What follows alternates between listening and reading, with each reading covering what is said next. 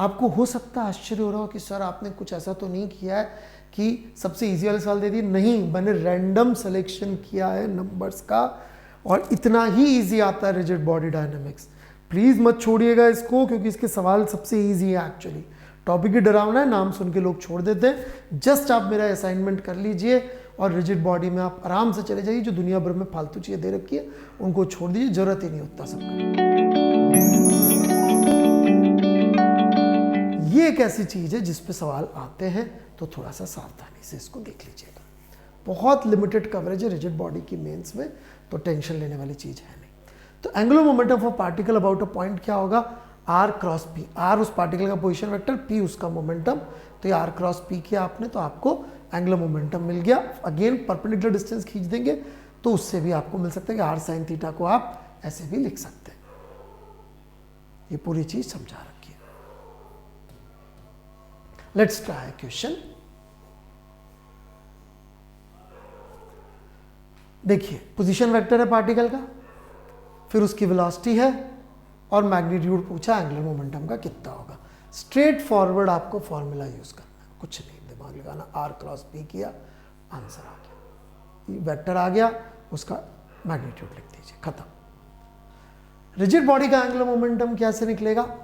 Alright, कोई भी hinge के about I hinge into omega लिख दीजिए तो आपको रिजिड बॉडी का एंगुलर मोमेंटम मिल जाएगा। ओके, तो यहां पर कंजर्वेशन ऑफ एंगुलर मोमेंटम के लिए इक्वेशन हो जाती है torque is equal to d l system by dt। यदि एक्सटर्नल टॉर्क 0 होगा तो एंगुलर मोमेंटम कंजर्व हो जाएगा। और यदि कोई इंपल्स लिखना चाहता है, एंगुलर इंपल्स, तो वो टाउ dt का इंटीग्रल होता है, that is change in angular momentum. So here is the next question, please try.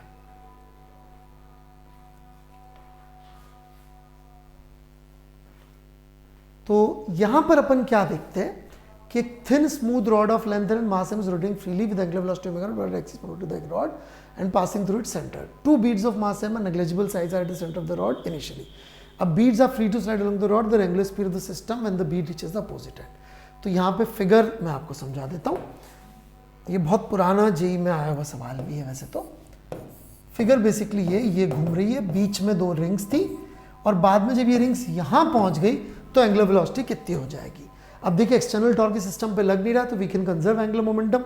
Initial angular momentum जब वो सेंटर पर ही थी तब तो उनका तो कोई मोमेंट ऑफ इनर्शिया में कंट्रीब्यूशन होगा नहीं। सो ml square by 12 omega naught करके आ गया एंगुलर मोमेंटम। जब ये एंड में पहुंच गई है तब रॉड का मोमेंट ऑफ इनर्शिया वही रहा और इन पार्टिकल्स का l/2 का स्क्वायर करके मल्टीप्लाइड बाय 2 इंटू ओमेगा, तो नई एंगुलर वेलोसिटी यहाँ पे आ गई है। नेक्स्ट क्वेश्चन, इसमें क्या है? A wheel is rotating freely with N angular speed on a shaft.